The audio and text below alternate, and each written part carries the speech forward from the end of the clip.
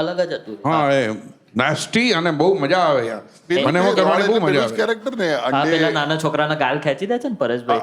અંડે વાળું શું હતું એ ડાયલોગ? ના ના એ બીજું. એ ખૂબસૂરત. ભેગું કરી દીધું. એ ખૂબસૂરત હા એ હતું. ખૂબસૂરત હતું જેમાં એગની ટેગલાઈન બધું એડમાં જ વાત કરતા. મિક્સ થઈ ગયું.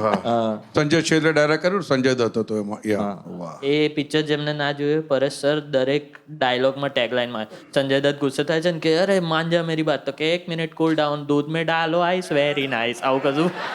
गर्मी में डालो दूध में आइस दूध बन गया वेरी नाइस દૂધ પણ એક સીન છે સર જે અમે અમારું એ ગિલ્ટી પ્લેઝર છે અને અમે યુટ્યુબ ખોલીને એ રેન્ડમલી ઓપન કરીને જોતા હોય ચિરાગ કે છે દિલ વાલેનો સીન હવેલી પે આ જાના.